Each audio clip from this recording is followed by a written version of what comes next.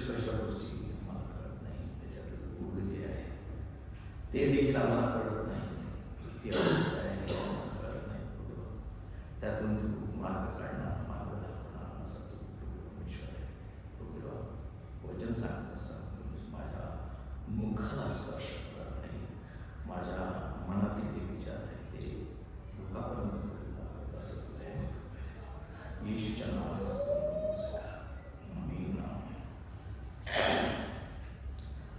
Password feast of पासवर याच्यामध्ये बऱ्याच दिवसापासून विचार करत होतो की याच्यावर काहीतरी थोडं बोलावं. आणि काय आहे की हे सांगत असताना आपल्याला पुष्कळसे जे हिब्रू वर्ड्स आहेत, जे हिब्रू भाषातले जे वर्ड्स आहेत ते पुष्कळ येतात. ते आपल्याला तो मिळणार नाही असं पुष्कळ वाटायचं मला. पण ज्यावेळी आपण सारखं जर बोलायला लागलो, हालेलुया म्हणायला लागलो. हालेलुया हा शब्द हिब्रूच आहे, नाही काय? आपल्या इथे खाली लिहिलेला आहे, अल श्रद्धा लिहिलं आहे बघा. आणि अल श्रद्धा म्हणजे काय आहे? हिब्रू वर्ड आहे.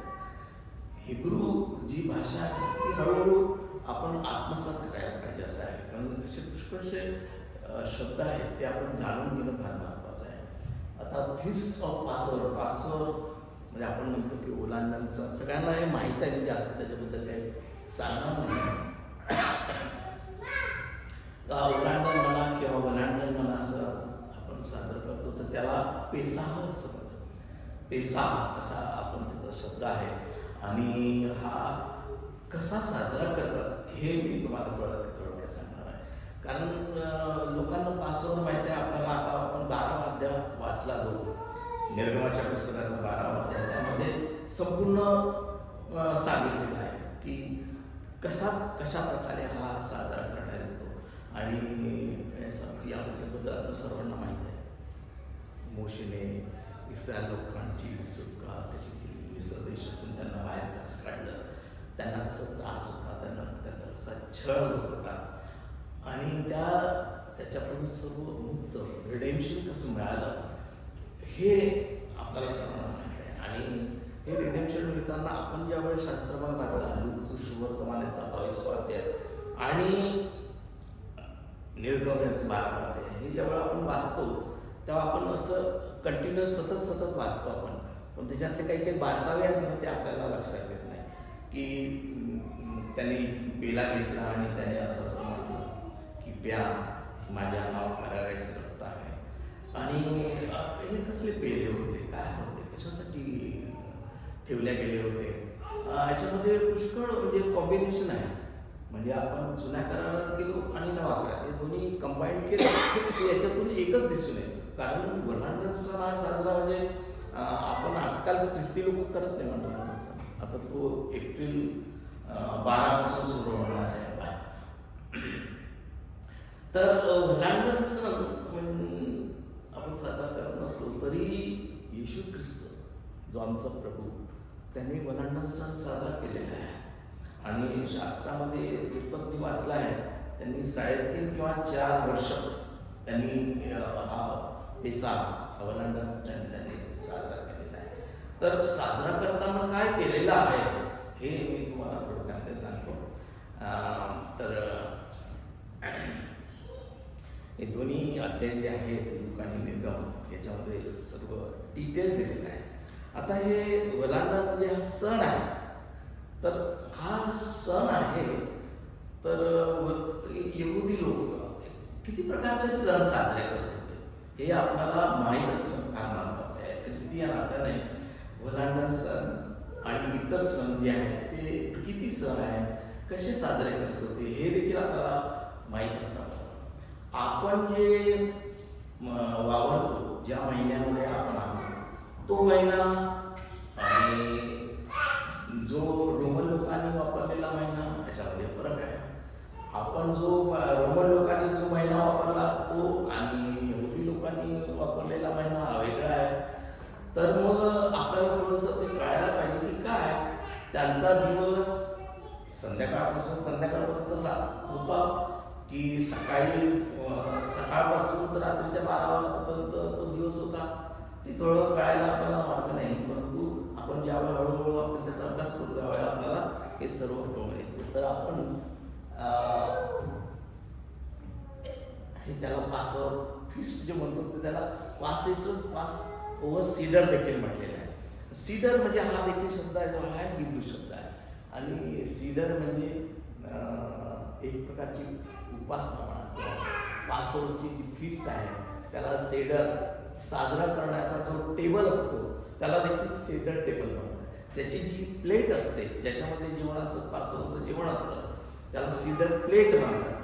तशा प्रकारचं ती सेडरचा तो आपण हे करतो. आता हे जे मी महिन्याबद्दल बोललो होतो तर हे इतक्या प्रकारचे ते ज्यूचे लोक जे वापरतात, यहुदी लोक वापरतात आणि आपण देखील याच्यात बरेचसे आपण पाळत असतो. तर त्यामध्ये तुम्ही बघा की त्याच्यामध्ये तुमूज आहे, हन आहे, इलूल आहे, नंतर तिशरी आहे, जेशवन आहे, किस्लेव आहे, तेवेत आहे, शेवेत आहे, अदार आहे. आणि अशा प्रकारे हे सर्व महिने आपल्याला दिसून येतात. तर याच्यामध्ये आपले महिने जे आहेत ते मी आउटसाईडला दाखवले आहेत. बघा की ऑक्टोबर नोव्हेंबर महिना असेल तर त्यामध्ये शेषवन त्यांचा महिना येतो आणि त्यावेळेस ते काय करत असतात ते पण त्याच्यामध्ये दाखवलेलं आहे. तर अशा प्रकारे जो हे महिन्यांचं जे आहे ते तुम्हाला दिसून येत आहे. त्याच्यामध्ये थोडंसं थोडीशी तुम्हाला फोड करून दिसून येईल याच्यामध्ये की हे महिने जे आहेत. तर जो महिना पहिला दिवस इथे 12व्या अध्यायामध्ये म्हटलेला आहे की आरंभीच्या, मग परमेश्वर आणि मिस्र देशात मोशेवर अरण्याला सांगितले हा महिना तुम्हाला आरंभीचा महिना व्हावा. तर हा आरंभीचा महिना जो आहे तोच आहे पासोवरचा महिना. त्याला आपण निसान महिना असं म्हणतो. आता काय आहे की हा निसान महिना आहे त्याच्यातला काही भाग आहे मार्चमध्ये आणि काही भाग आहे तो एप्रिलमध्ये. तुम्ही बारकाईने जर लक्ष दिलं तर त्याच्यामध्ये तर निसान महिन्याच्या त्यांनी म्हटलेला हा वर्षाचा पहिला महिना व्हावा आणि इस्रायलच्या सर्व मंडळीला सांगा की ह्या महिन्याच्या 10व्या दिवशी तुम्ही आपल्या वाडवडिलांच्या घराण्याप्रमाणे एकेका घरामागे एक कोकरू घ्यावे. याच्याबद्दल मी तुम्हाला सांगत नाही जास्त, कारण काय तुम्हाला ही गोष्ट माहिती आहे की कोकरू घ्यायचं प्रत्येकाच्या. आणि त्यावेळेस खूप गर्दी व्हायची. पासोवर फीस्ट म्हणजे आजूबाजूचे जितके जे कंट्रीज आहेत ते सगळे कंट्री तिथे एकत्र यायचे. आणि विशेष करून पहिली गर्दी जी आहे ती गालिल एरियामध्ये जो चौरस्ता आहे कफरनहूमचा त्या चौरस्त्यामध्ये ती गर्दी व्हायची. आणि त्यामुळे त्यावेळेस गर्दी जी जमली त्यावेळेस ते 5,000 लोकांना जेवण वगैरे दिलं प्रभू येशू ख्रिस्ताने. तिथे त्यावेळेसच दिलेलं आहे. त्याच्या अगोदरच्या म्हणजे ज्यावेळेस जमा करायला लागले होते त्यावेळेस ते तर तो निसान महिना आहे. आणि त्याच्यातला अर्धा आयरमध्ये पण जातो अर्धा महिना. अशा प्रकारे हे जे आहे ते पासोवर फीस्ट त्यावेळेस महिन्यात होते. पण अशा प्रकारे किती ते आपले सण साजरा करायचे आहेत ते याच्यामध्ये दिलेलं आहे की एक म्हणजे ते आपण सगळे हे पाहिले ओलांडणाच्या सणात तर त्यावेळेस सर्व लोक एकत्र यायचे आणि सगळे नातलग मंडळी मित्रमंडळी हे सर्व त्या यावेळेस यायचे आणि ओलांडणाचा सण हा तिथून साजरा व्हायचा. आणि त्याच्यानंतर आहे बेखमीर भाकरीचा सण आहे. याला म्हणजे ज्यावेळी आपण ख्रिस्ताच्या काळामध्ये पाहिलं तर ज्यावेळी ईश्वर नदीमध्ये ठेवण्यात आला आहे त्यावेळेस तो महिना आहे. तर त्यावेळेस तिसरा आहे हंगामाचा सण म्हणतो त्याला, ज्यावेळी आपल्याला ईस्टर आपण म्हणतो. ईस्टर संडे म्हणजे हंगामाचा सण जो आहे तो त्यावेळेस हे सर्व प्रकारचे दिलेले आहेत. त्याच्यानंतर 50वा दिवस येतो त्यावेळेस पेंटिकॉस्टचा सण आपण म्हणतो. बघा त्याच्यामध्ये दिलं आहे की तो मे आणि जूनमध्ये आहे आणि तो पेंटिकॉस्टचा दिन दाखवलेला आहे. त्याच्यानंतर ट्रम्पेटचा सण सगळे तिशेरीमध्ये आहे तेव्हा बाकीचे सण आहे. आणि हनुका जो आहे तो किस्लेव महिन्यामध्ये आहे. अशा प्रकारे हे सण आपण सर्व हे आपल्याला एक गोष्ट माहीत असायला पाहिजे की कुठला महिना कसा आहे. नाहीतर आपल्याला फक्त आपण आरंभीचा महिना आणि महिन्यातून आपला आरंभीचा महिन्यात आपण जानेवारी म्हणतो. पण रोमन आणि ज्युएलियन कॅलेंडरमध्ये जर तुम्ही पाहिलं तो मार्चमध्ये पण पहिला महिना आहे. त्यामुळे हे जे वेगवेगळे आहे ते आपण समजून घ्यायला पाहिजे. पण आपण त्यातल्या त्यात आपण यहुदियांचे सण आहे आणि त्यांचे जे महिने आहे हे पाहणं फार महत्त्वाचं. आता हा सण साजरा करताना मी तुम्हाला सेदर प्लेटबद्दल सांगितलं होतं. तर ही सेदर प्लेट काय आहे आणि कसा तो पेसाह हा साजरा करतात. तर त्या काळामध्ये ज्यावेळेस हा पासोवर फीस्ट हा जो महिना ज्यावेळेस साजरा करायचा असायचा त्यावेळेस घरामध्ये आपल्या घरामध्ये जे खमीर असते, खमीर हे सगळं काढून टाकायचं असते. खमीर कुठल्याही याच्या बाबतीमध्ये त्याचा उपयोग करता कामा नये. खमीर म्हणजे त्याला आपल्या दृष्टीने ते पापाचं चिन्ह, एक भ्रष्टाचाराचं चिन्ह अशा प्रकारचं त्याला मानत होते. त्यामुळे तुम्ही खमीर टाकल्यानंतर तुम्हाला लेडीज लोकांना बोलतात ते कळतं. खमीर टाकल्यानंतर ते समजा आपलं पीठ असतं, पीठ मळून वगैरे त्याच्यानंतर खमीर टाकल्यानंतर ते फुगतं वगैरे वगैरे. तर अशा प्रकारचे आपल्या जीवनामध्ये अशा खमीरच्यामुळे पुष्कळ वाईट गोष्टी निर्माण होतात. म्हणून पापापासून आपण दूर राहावं यासाठी ते खमीर काढून टाकण्यासाठी सांगितलेलं आहे. यावेळेत एक प्लेट वापरण्यात येते ती तुम्हाला मी दाखवतो. ही त्याला सीडर प्लेट आहे आणि हीच प्लेट आहे ती असा टेबल जो असतो त्या टेबलावर ती प्लेट ठेवलेली असते आणि हा गोष्टीचं तुम्हाला स्मरण करून हा पासोवर फीस्ट जे आहे हा साजरा करायचा असतो. हे फार महत्त्वाचं आहे. याच्यामध्ये दिलेले ॲटम्स आहेत काय जरा कठीण असले तरी मी तुम्हाला ते थोडक्यात समजून आणि हे पाहणं आणि समजून घेणं फार महत्त्वाचं आहे. ख्रिस्ती माणसाला पासोवर फीस्ट कशी करतात हे आपल्याला माहीत आहे. कोणी पाहिलेलं आहे पासोवर फीस्ट? बाळासाहेबांनी पाहिलेलं आहे पासोवर फीस्ट पाहिलेलं आहे. आम्ही प्लेट पाहिली सर की नाही पाहिली आहे? काही पण पाहिलेली आहे. उदय साहेब नाही? तर हे जे आहे हे फार महत्त्वाचं आहे आणि हे सुरू करताना आपण काय म्हणतो की आपले शब्दच असतात होली होली होली, पवित्र पवित्र पवित्र पवित्र अतिपवित्र आपण म्हणतो. त्यामुळे अतिशुद्धता ही आपल्या घरामध्ये असायला पाहिजे. ही शुद्धतेसाठीचं लक्षण हे आहे. पवित्रतेचं लक्षण जे आहे ते तुम्ही पाहायला पाहिजे. तुम्ही त्यासाठी घरातील स्वच्छता करायला पाहिजे. तर त्यामुळे जे आहे ज्यावेळी ही फीस्ट असते त्यावेळेस त्या घरामध्ये ते घरोघरी करायचे. त्यावेळेस सिनेमा किंवा चर्च हा प्रकार नव्हता. त्यामुळे ती जी फीस्ट आहे ती घरोघरी व्हायची आणि त्यावेळेस आपण आपल्या नातलगांना आपल्या मित्रांना आपण बोलू शकतो आणि त्यावेळेस ती फीस्ट आपण साजरी करू शकतो. तर घरातील जी स्वच्छता ठेवणारी कोण असेल तर ती स्त्री असते. घरातील जी स्त्री असते ती स्वच्छता करत असते आणि त्यामुळे ती सर्व स्वच्छ झालं घर स्वच्छ करतात. काही सणामध्ये बघा लोक घर स्वच्छ वगैरे करतात आहे. आपण इंडियाचे लोक आहेत तर दिवाळीमध्ये बघा लोक घर स्वच्छ करतात. तशा प्रकारेच परंतु त्यापेक्षाही फार मोठ्या प्रमाणात ते घर स्वच्छता केलेली असते आणि घर स्वच्छता केल्यानंतर जे घरातले सगळे जे लोक असतात त्या दिवशी ते टेबलाच्या जवळ आल्यानंतर तो घरातला जो ज्येष्ठ मनुष्य असेल, जो श्रेष्ठ मनुष्य असेल घरातला, त्या दिवशी त्याला बिशप म्हणतो. त्या दिवशी त्याला बिशप किंवा आपण पास्टर देखील म्हणू शकतो. त्या दिवशी तो त्याचा पास्टर असतो तो आणि तो त्याच्या संमतीने हे सर्व कार्य होत असतं. तर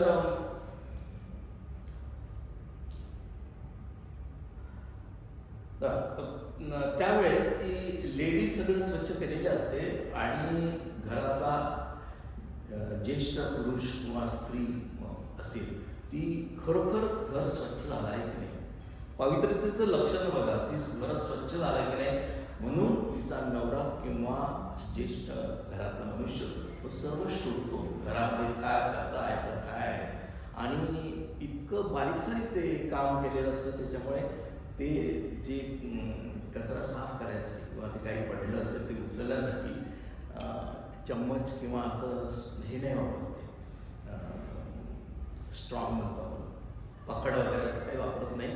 तर एक काय म्हणतात, पंख असतं ना, पंख आणि घेऊन त्याच्याने ते घरात जाऊन ते कुठे पडलं असेल ते तो मनुष्य साफ करतो आणि तो येऊन सांगतो, त्याला जवळून सांगतो की yes, it is clean, it is now holy, now आपण will start this Passover feast. झाल्यानंतर मग हे तयारी केल्यानंतर आपण काय असतं, आपण नवीन करार वाचल्यानंतर मग याच्या त्यामध्ये युगच्या अध्यायात दिलेलं आहे, परंतु ती स्वच्छता आणि ते काय व्हावं यासाठी प्रभू येशू ख्रिस्ताने जे सांगितलं आहे की तुम्ही किती स्वच्छ निर्मळ असायला पाहिजे, तर त्यासाठी योहान सुवर्तमानामध्ये त्याचा उल्लेख केलेला आहे.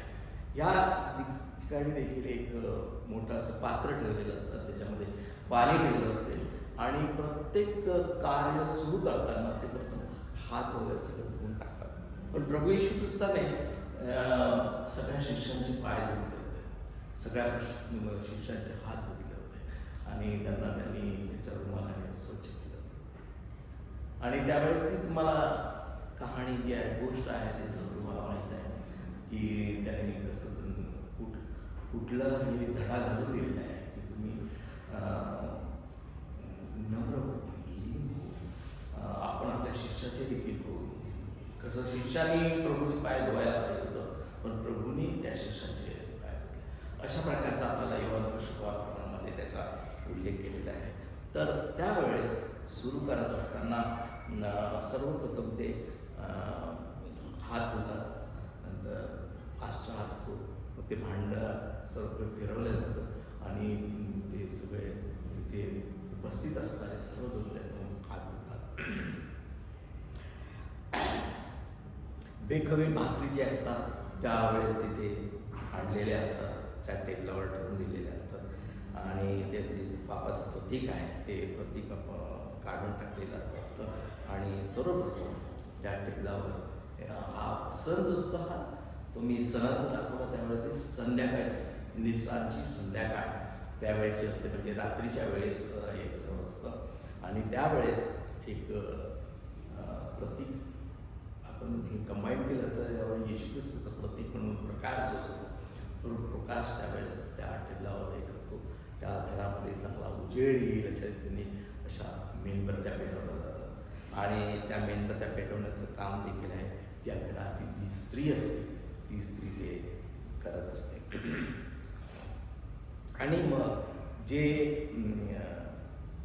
हगदा हा शब्द देखील तुम्ही की जे आपलं जसं बायबल आहे तसं त्यांचं विधी करण्याचं जे पुस्तक आहे त्याला हगदा आणि या हे आणि सिदूर म्हणून एक पुस्तक असतं, दोन पुस्तकं असतात.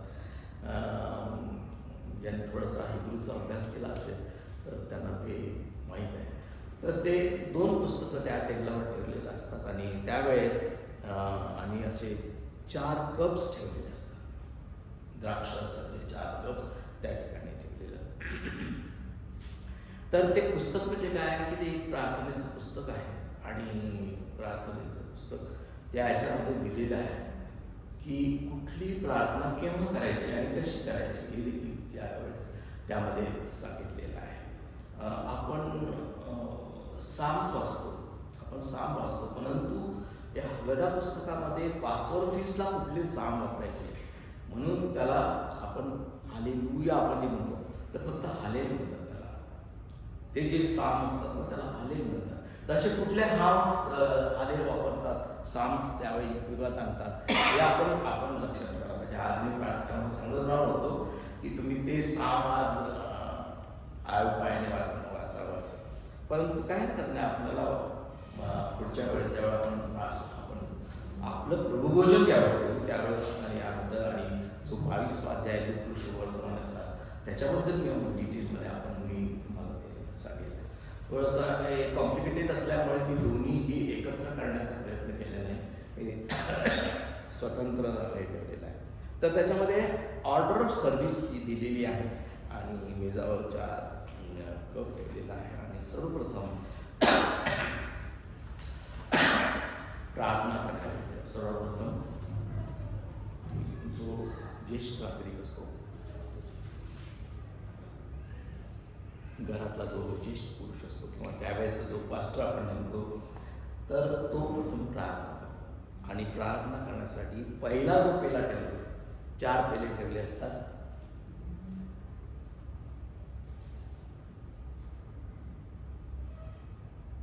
त्या 4 पेलाच्या पैकी मी 1 पेला इथे ठेवलेला आहे. परंतु जे त्या सेटर प्लेटमध्ये ठेवलेल्या आहेत त्या वस्तू तुम्ही फक्त लक्षात ठेवा की त्याला जरोडा म्हणतात, बेजा म्हणतात, त्याला मरोर म्हणतात, चरोशेट म्हणतात किंवा खरोशेट म्हणतो, आपण सॅझरेट म्हणतो आणि कार्पस म्हणतो. ह्या वस्तू त्यावेळेस त्या ठिकाणी ठेवलेल्या असतात. आणि ते बेजा म्हणजे ते भाजलेलं अंड असतं, ते पण त्या ठिकाणी ठेवलेलं असतं. तर अशा प्रकारे ते 4 कप्स आहेत, अशा प्रकारचे असतात. त्याच्यातला पहिला कप घेतलेला असतो आणि पहिली जी प्रार्थना असते ती पवित्र करण्यासाठी प्रार्थना असते, ज्याला प्रेयर ऑफ सँक्टिफिकेशन असं म्हटलेलं आहे. Prayer of sanctification. आणि त्यावेळेस प्रार्थना होते आणि त्यावेळेस प्रार्थना अशी म्हणण्यात येते की blessed are the Lord our God king of universe. हे त्यांच्या हगदा पुस्तकातलंच आहे. Blessed are the Lord our God king of universe who has created the fruit of the vine. Amen. Amen आहे म्हटल्यानंतर तो पेला जो असतो तो सर्वांना देण्यात येतो आणि सर्वजण त्या पेल्यातून एक सीप घेतात आणि तो पेला ठेवण्यात येतो. हा पवित्र करण्यासाठी हे ठेवलेला आहे. आणि सर्व प्रकारची जी स्वच्छता आहे, हात धुणे, स्वच्छता ठेवणे आणि प्रार्थना अशा प्रकारे करण्यात येते. आणि त्यानंतर त्या ठिकाणी दुसरा जो पेला आहे, 2 नंबरचा जो पेला आहे, तो मग घेण्यात येतो. आता हा 2 नंबरचा पेला हे आपण कसं एका पेल्यातून पिणार आहे. आपण ज्यावेळी पासवर्ड फीस आपण वापरत नाही, परंतु आपण प्रभुभोजन करतो त्यावेळी आपण एका पेल्यातून आपण सर्वजण पितो.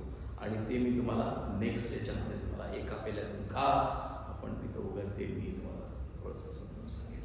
तर हा दुसरा जो पेलेला आहे, हा प्याला जो आहे हा आठवण करून देणारा जो असतो तो पेला असतो. काय काय आपण स्मरायला पाहिजे. त्यामुळे ज्यावेळेस ही सुरुवात होते, ज्यावेळेस पासवर्डची सुरुवात होते, त्यावेळेस ते पास्टर जे असतात ते सर्व समजून सांगतात आणि तिथले लेकरं असतात ते म्हणतात की आपण हे कशासाठी करतो.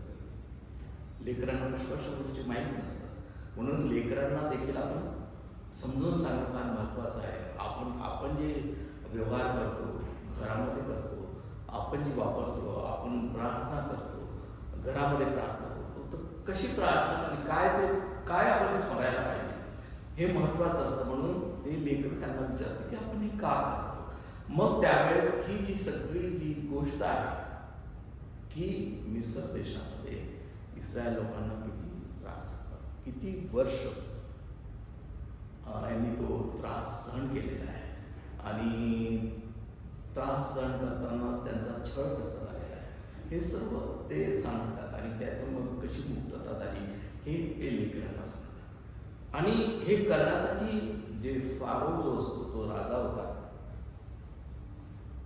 फारो म्हणजे नाव नाही आहे बरं का, एक लक्षात ठेवा, म्हणजे टायटल आहे. आणि हे याच्यासाठी मी सांगितलं की आपण येशू ख्रिस्ताचं आपण ज्यावेळेस नावाबद्दल आपण हे करू, विचार करू, त्यावेळेस त्याचं पण टायटल काय आहे, म्हणजे कशा प्रकारचा फारो तो राजा होता. तो त्याने लोकांचा छळ केला, कारण त्याचं मन किती कठीण झालं होतं. त्यामुळे परमेश्वराने मोशेद्वारे, अहरोनद्वारे हे सगळं समजून सांगितलं की तुम्ही परमेश्वराची प्रार्थना करा, त्याच्या मागे तुम्ही यायला पाहिजे आणि त्याच्या ज्या आज्ञा आहेत त्या तुम्ही पाळायला पाहिजे. आणि तोच राजांचा राजा आणि प्रभूचा प्रभू आहे आणि त्याच्या आज्ञेत तुम्ही राहायला पाहिजे. परंतु याचं कठीण झालेलं असतं, ते तुम्हाला सर्व गोष्ट माहीत आहे की त्याच्या देशामध्ये ह्या इजिप्त देशामध्ये, मिसर देशामध्ये पिढा आणल्या, 10 पिढ्या आणल्या. त्या तुम्हाला माहीत आहे 10 पिढ्या कुठल्या कुठल्या. ह्या सगळ्या पिढ्या आणल्या तर याचं देखील त्यावेळी ते स्मरण करतात की आमच्या लोकांचा त्रास किती झाला आहे. आपले वंशज अगदी जुने वंशज काढले अब्राहमपर्यंत गेलो तर आपण त्या वंशजातूनच आपण आलेलो आहोत आणि त्यामुळे आपल्या लोकांचा छळ कसा झालेला आहे हे त्यावेळेस विदित करण्यात येतं. आणि ते ज्यावेळेस दुसरा पेला त्यावेळेस घेण्यात येतो आणि त्यावेळेस त्यांची जी प्लेट असते त्या प्लेटमध्ये ते एक एक गोष्टी सांगतात ते की मला ते सांगतो तर तुम्हाला सर्वांना ते माहीत आहे, पण तरी देखील मी तुम्हाला सांगतो की ते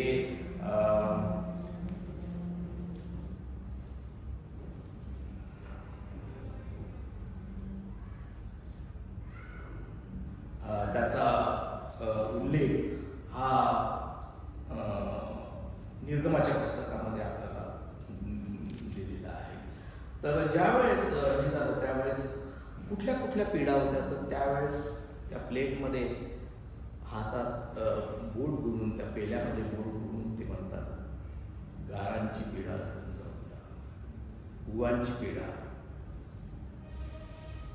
अशा ज्या 10 पिढ्या आहेत, बेडकाची पिढा, काय म्हणतात गारांची पिढा, अंधाराची पिढा, अशा करून 9 ते असे करून ते प्लेटमध्ये टाकतात आणि सांगतात की ह्या ज्या पिढा आहेत या पिढा सर्व ठिकाणी केल्यानंतरही त्याचं मन विरघळलं नाही आणि फारोने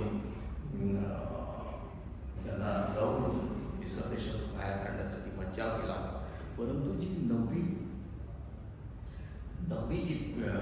पिढा झाल्यानंतर जी 10वी पिढा होती त्यामध्ये वत्सल जे प्रथम वत्सल असेल पुत्र जो प्रसूत झालेला असेल त्याचं देखील त्याचा मृत्यू होईल असं सांगितलं होतं आणि ते त्यासाठी मग ते घराच्या दोन्ही बाह्यावर रक्त लावलेलं असतं आणि कपाळपट्टीवर रक्त आणि ते जे वेळ ओलांडतील त्यांच्या घराचं अपत्य मरणार नाही अशा प्रकारचं सांगितलं असतं. म्हणून तो शेवटला जो आहे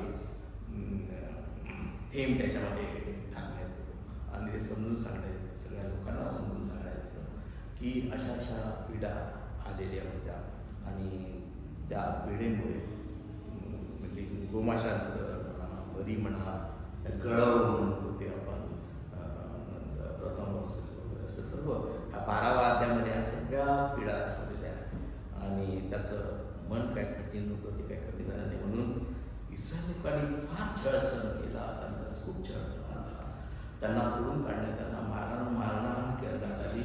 त्यांच्याद्वारे विटा तयार करताना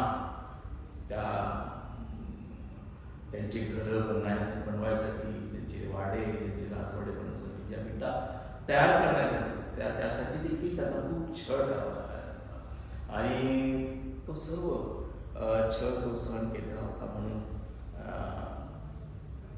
हे सर्व 10 थेंब आपल्या आठवणी आणि सर्वांनी हे लक्षात ठेवावं की कसं ह्या पिढा आणल्या तरी फारूसारख्या राजाचं मन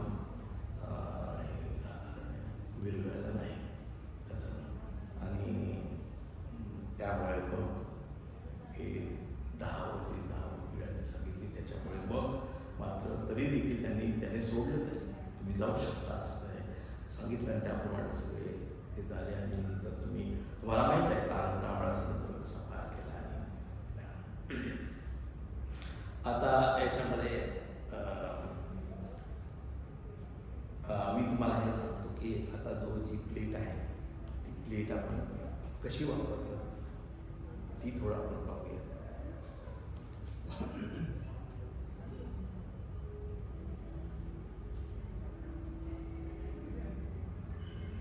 ही सिल्वर प्लेट आहे आणि याच्यामध्ये ठेवलेले जे आहे अजून एक आहे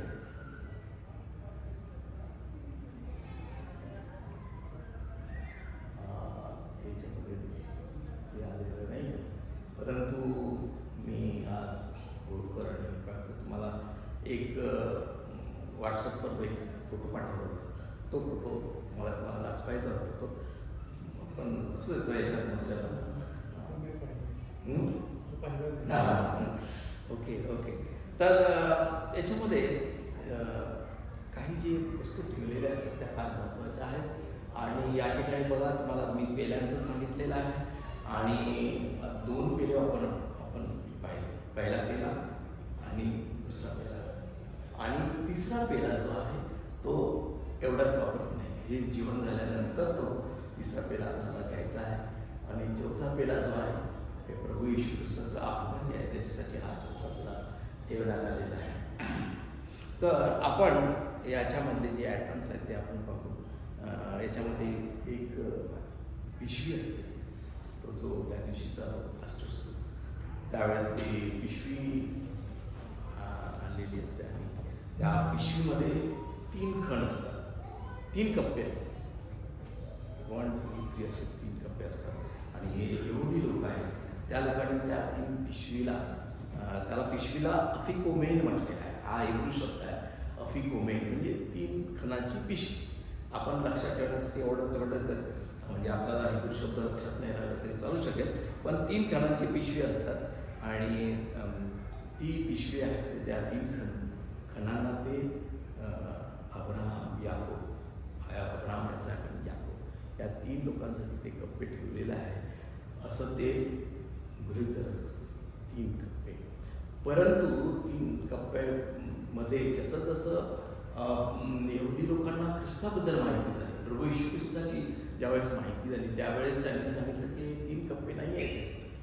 त्या अफिकोमेनमधले 3 कप्पे त्याच्या नसून एक आहे पिताचा कप्पा, पुत्र आणि तिसरा पवित्र आत्मा.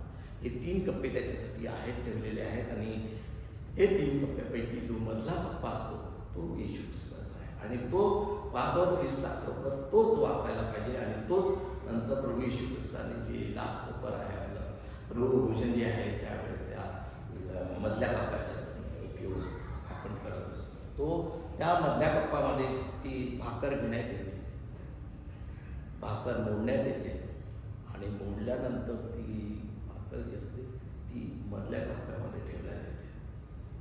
आणि जी अर्धी भाकर असते ती मधल्या कप्प्यात ठेवण्यात येते. आणि दुसरी ती जी अर्धी असते ती लायनन क्लॉथ असतो, त्याच्यामध्ये ती घडी करून लायनन क्लॉथमध्ये म्हटल्यामध्ये तुम्हाला एकदम लक्षात आलं पाहिजे प्रभू येशू ख्रिस्ताचं शरीर हे कसं त्यांनी लपेटून त्या कपड्यामध्ये ठेवलेलं होतं वगैरे. तर हे त्याच्याशी संबंधित आहे.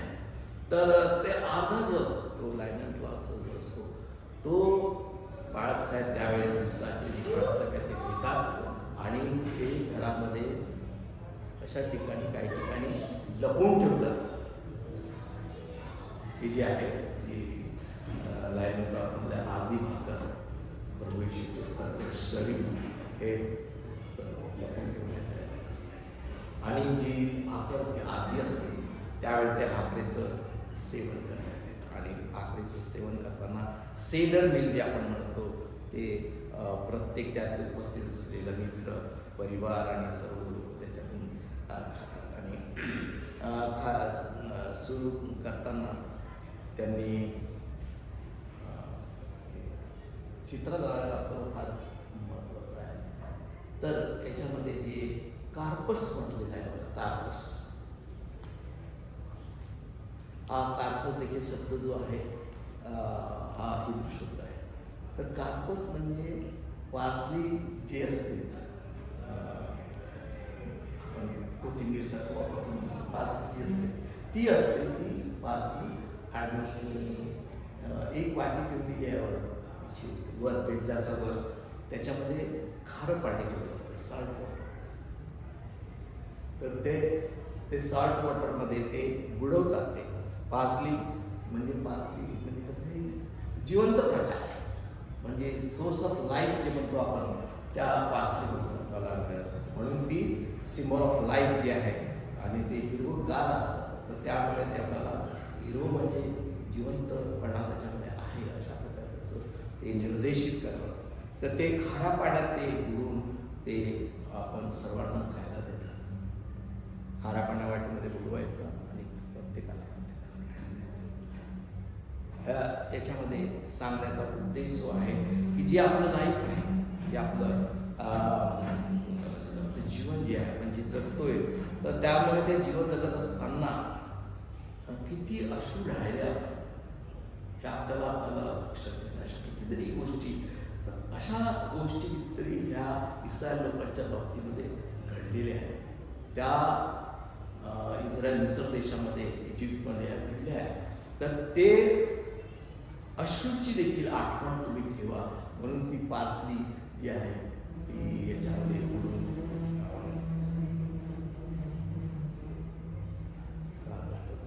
पार्सली कालपासून मी इथे पण दाखवलेलं आहे. आणि तर ही जी आहे ती आपण हे बुडून खातात आणि हे आपल्या पूर्वजांची सगळे अश्रू आहे हे तुम्ही लक्ष ठेवा असं त्याच्यामध्ये म्हणण्यात येतं. आणि मग परत प्रार्थना करण्यात येते आणि प्रार्थना करण्यात तशाच प्रकारची येते की blessed are the Lord our God, king of the universe, who has created the fruit of the wine. शुभवर्तमान 22व्या अध्यायामध्ये याच्याबद्दल माहिती दिलेली आहे. आणि अशा प्रकारे हे तुम्हाला त्यावेळेस ही पाच आपल्याला हे ह्या प्रकारचं जेवण असतं ना, हे विशिष्ट प्रकारचं जेवण आहे. तुम्ही जर आता इस्रायलमध्ये तुम्ही जायचं तुम्ही ठरवलं समजा पासवर्ड तर तुम्हाला तुम्ही ॲडव्हर्टाईज करा, हॉटेलची advertise, kosher is ready in this hotel, kosher is ready in this hotel, अशा प्रकारचं. किंवा हॉटेलचं नाव देखील कोशर अशा प्रकारचं आहे. कोशर म्हणजे हा जो जेवणाचा विधी जो आहे, हा जो प्रकार आहे, हा तुम्हाला तिथे मिळेल. खमीराची भाकरी तिथे मिळणार नाही, बेखमीरची भाकरीच मिळेल तुम्हाला. अशा प्रकारचे जे आहे खाद्य हे तुम्हाला तिथे जेवणासाठी ठेवण्यात येतील. हे अशा प्रकारचं. म्हणून तुम्ही आज जर तुम्ही गुगलमध्ये येऊन जाऊन बघितलं तर तुम्हाला त्या हॉटेलाची नाव तर अशा प्रकारचं ते कोशरचे आहे. आणि त्याच्यानंतर आपण पाहिलं, त्याच्यानंतर प्रार्थना झाल्यानंतर मग त्यांना आठवण करून देतं की जे लोक वलांडण्याच्या भोजनासाठी ज्यावेळेस जायचे त्यावेळेस मंदिराचा प्रवेश झाल्यानंतर ते जे अर्पण असते ते भाजून काढलं. तर ते भाजून काढण्यासाठी भाजलेलं, इथे उकडलेलं नाही किंवा काही नाही, असं भाजलेलं जे आहे ते अंड ठेवलेलं आहे. त्याला रोस्टेड एग म्हटलेलं आहे. जे मंदिरामध्ये ते भाजलेलं जे आहे ते रोस्टेड एग होते. आणि अशा प्रकारचं त्याला बेजा म्हणतात. त्याला बेजा म्हणतात. हे आपण जे आहे जे वागतो राहतो आपल्या जीवनामध्ये, आपण ज्यावेळेस एक दुसऱ्याशी संपर्कात राहतो त्यावेळेस आपण कसं नीतिमत्वाने राहायला पाहिजे हे त्याच्यामधला त्याचा गुण आहे. ते सांगतं की तुम्हाला मी हे देणार आहे, खायला देणार आहे, तर त्या खायल्यामध्ये ते जे अर्पण आहे त्याची तुम्ही आठवण ठेवा. त्याच्यानंतर हॉर्स रॅडिश. हॉर्स रॅडिश म्हणजे मला हे हॉर्स रॅडिश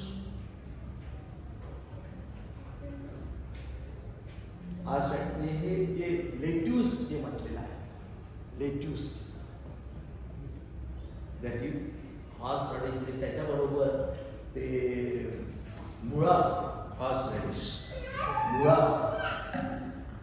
तो मुळा जो असतो तो ज्यावेळेस ते खाता तो खायला देतात आणि ते लेट्यूस असतं त्याच्याबरोबर ते देण्यात येते. तर ते तुम्ही खाल्ल्यानंतर तुमच्या डोळ्यामध्ये पाणी येतं. इतकं ते कडू असतं की तुमच्या डोळ्यामध्ये पाणी आल्याशिवाय खात नाही.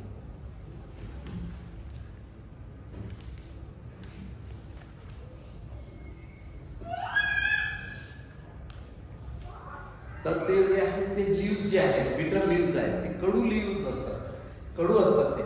आणि ते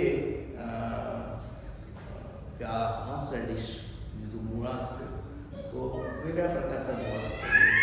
तिखट असतो की असं मी खाताना देखील टाकू शकत नाही, तितका तो तिखट असतो. मी नंतर करू शकणार इतकं ते डोळ्यातून अश्रू. तसं हॉर्स तो देण्यात येतो त्यावेळेस. आणि हे आपला जी पोळी आहे, जी कबीरची भाकर आहे, ते कबीर भाकर जी आहे त्याच्याबरोबर हे देण्यात येतं.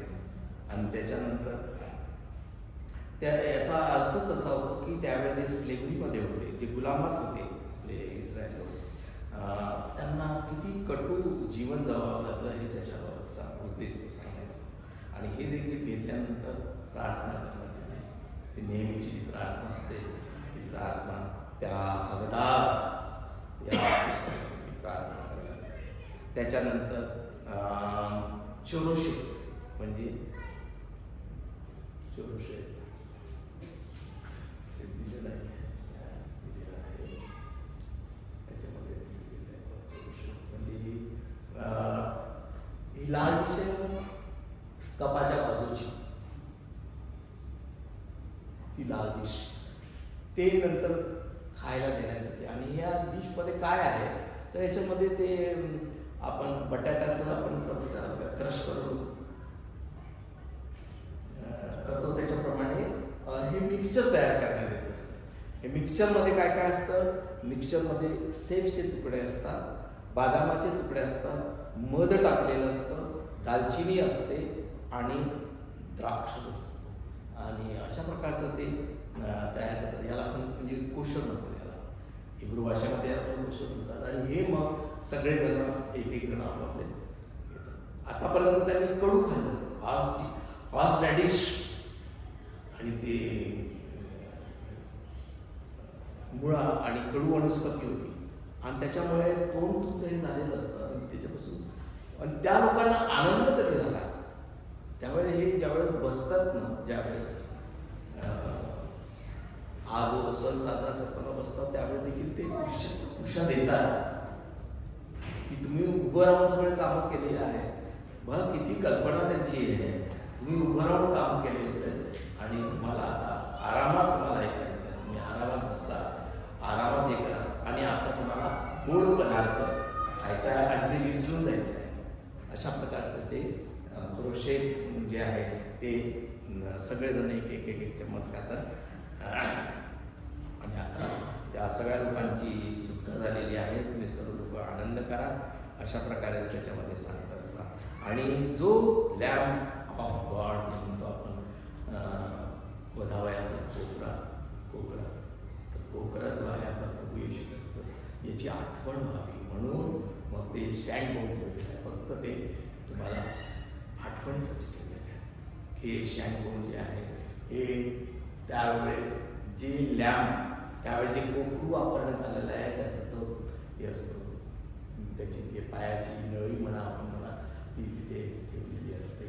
आणि ते जे रक्त साचलेलं असतं ते म्हणजे दरवाजावर आणि कपाटावर लावलेलं असतं. अशा प्रकारे हे शॅनबोन जे आहे त्याला जरोवा असं म्हटलेलं आहे. आणि हे वापरले आहे. आणि त्यावेळेस ते जे हे जे हाड आहे हा तुकडा दाखवलेला आहे त्याच्यापासून तुम्ही की ते जे कोकरू जे निवडण्यात आलं होतं ते अनब्लेमिश, त्याला कुठल्या प्रकारचा रोग नव्हता, कुठल्या प्रकार त्याला आजार नव्हता, कुठल्या प्रकारचा पाय कुठला आहे, कान कुठला आहे किंवा त्याचा काही त्रास झाला असेल तर हे कोकरू त्यावेळेस जे वलावयाचं कठोर कोकरू असायचे ते एक कोकरू जे असतं ते साधारणतः 7 ते 14 लोकांच्या मध्ये आणि कितीतरी हजार लोक येत होते त्यावेळेस किती कोकरू कापड मिळतील त्याची तुम्ही क्वांटिटी हे करू शकता. आणि त्यावेळेस किती लोक होते हे तुमच्या लक्षात येईल. तर त्या याचा अनब्लेमिश त्याच्यावर तुम्हाला विशिष्ट आपल्याला आठवण कुठल्याही प्रकार त्याच्यात पाप नव्हतं, कुठल्या प्रकार त्याच्यामध्ये नाव ठेवण्यासाठी कुठलंच झालं इतकं तो पवित्र पवित्र पवित्र होता. आणि त्याच्यामुळे आपण त्या शॅम्पूची आपण आठवण करतो आणि ते त्यावेळेस वापरलेलं कोकराचं होतं. आणि ही आठवण आपला स्मरण करा म्हणून म्हटलेलं आहे. त्याच्यामध्ये आपण त्याचं आपण स्मरण करणार, ते स्मरण करतो आपण.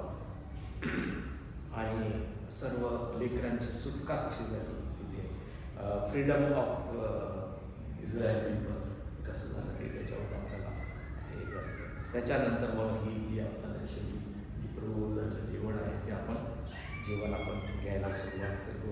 आणि त्या जेवणामध्ये बरेचसे त्याला मांसा फूड म्हणतात, मांसा फूड ते तुम्ही वापरू शकता तो.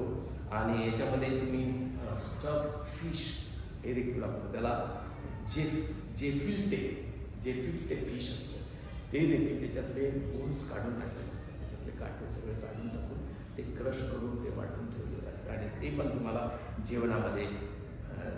आणि हे झाल्यानंतर तुम्हाला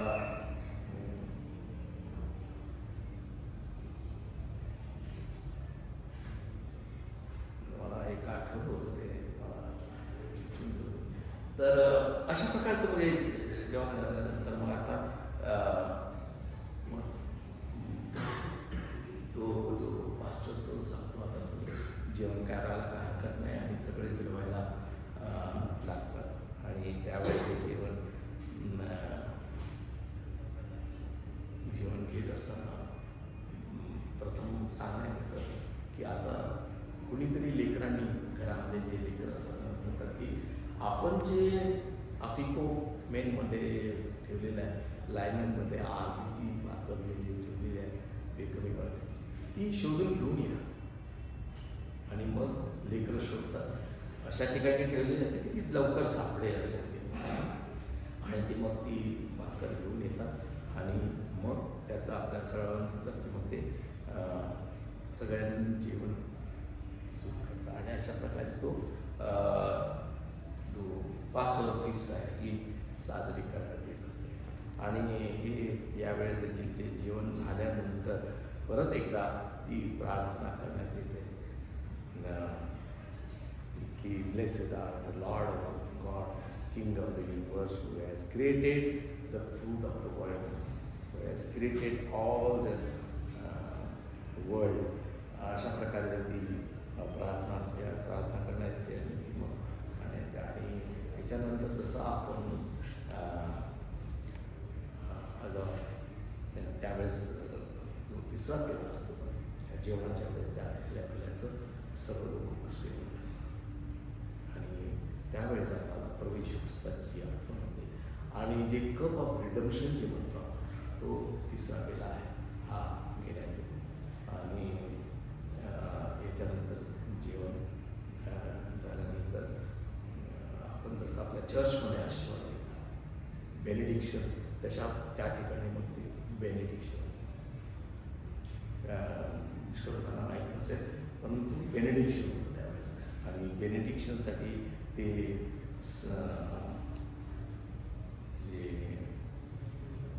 लेवीचं पुस्तक आहे मला वाटतं 6 लेवीचं पुस्तक आपल्याकडे काय लेवी गणना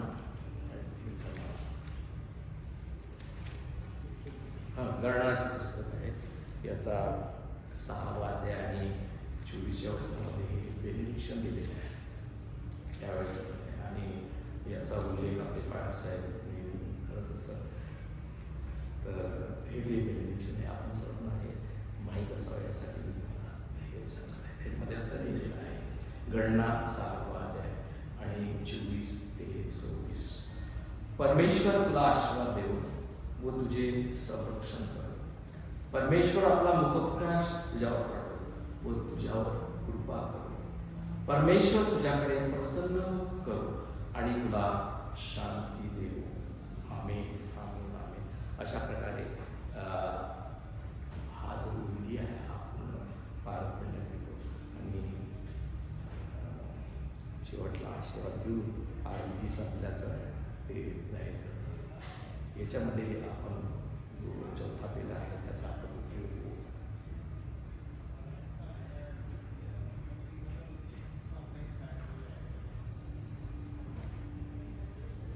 चौथा पेला तो चौथा पेला हा घेत नसतो कारण याच्यामध्ये लिहिलेलं आहे 12व्या अध्यायाच्या निर्गमाच्या पुस्तकामध्ये लिहिलेलं आहे. आणि लूक याच्यामध्ये पुरुषोत्तमाच्या 22व्या अध्यायामध्ये याबद्दल माहिती दिलेली आहे की त्यांनी थोडंसं त्याच्यामध्ये अजून पुष्कळ काय दिलेलं आहे ते आपण पुढच्या वेळेस बघू आहे. कारण शेवटले जे पूजन आहे त्याच्यानंतर पासवर्ड फिस्ट लोक करत नाही. तर हे मग प्याला घेऊन हातात घेऊन उपवास करून तो म्हणाला, हा घ्या आणि आपल्यामध्ये ची वाटणी करा, कारण मी तुम्हाला सांगतोय की देवाचे राज्य येईपर्यंत द्राक्षवेल्याचा उपयोग ह्या पुढे मी पिणार नाही. अशा प्रकारे हे वचन सांगितलं आहे. आणि देवाचे राज्य वाढत येत नाही तोपर्यंत हा कर आपल्याला घेण्यात येत नाही. त्यावेळेस तो जो मास्टर असतो तो सांगतो, दार उघडून बघा कोणी आलं का.